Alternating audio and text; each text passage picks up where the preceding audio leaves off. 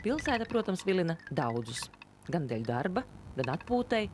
Bet mēs šīm brīvdienām iesakam viesumāju Dubultmuiža, kas ir pilsētā Rīga, bet tomēr laukos.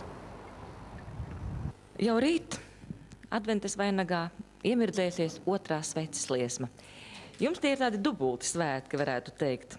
Gan tāda maza dzimšanas diena, gan arī sākam Ziemassvētku svinēšanu.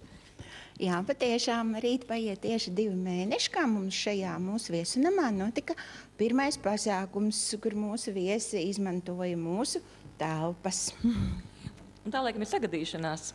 Dubulti svētki un Dubultmuiža. Vai tam ir kāds pamats vai iemesls, kāpēc tieši Dubultmuiža?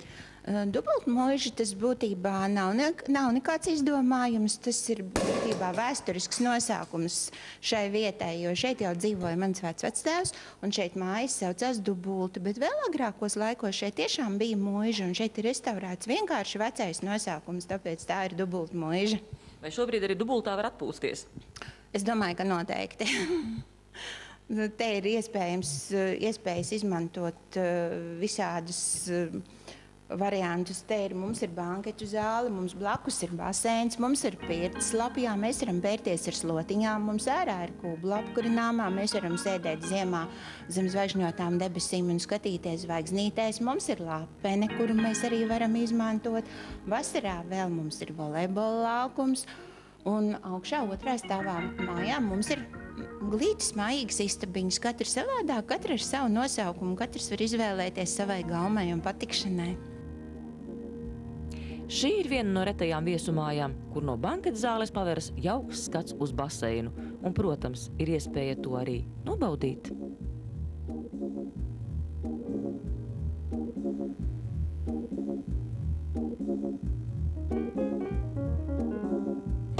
Cik lielu kompāniju šeit varam vest līdzi? Tas atkarīgs no tā, kādā veidā jūs gribat atpūsties. Es domāju, ka līdz cilvēkiem 40 šeit droši var satelpt. Arī gulēt? 18 cilvēki varēs gulēt ļoti komfortabli, pārējiem varbūt būs tur savādāk jāizdomā, kā to darīt. Patiesībā jūs esat it kā Rīgā, bet tāpat laikā laukos. Tas ir Rīga laukos. Jā, tieši tā. Mēs esam Rīgas nomalīte. Mums ir ļoti liela teritorija, mums ir savs parciņš, mums ir savs dīķis. Starp citu, dīķi ir arī līņi, tos mēs arī ļausim makšķerēt noteikti. Un mums arī nav vēl atnākusi klāt Rīgas apbūve. Mēs tātad esam tādā, var teikt, meža ielociņā. Jums ir tāds četrkājains saimnieks. Vai viņam arī sava darīšana un sava ķepa ir jāpieliek, lai lielais darbs uz priekšu iet? Noteikti. Viņš mums te tā kā pārvaldnieks staigā pa māju, visu pārbauda, vai viss ir kārtībā. Un viņš mums tāds tiešām īsts ģimenes loceklis. Pēc jaunā gada tad jau atkal ir daudz brīvākas vietas, un tā kā laipni gaidīsim visus, kas gribēs pie mums nākt ciemos. Brīvdienu ceļ!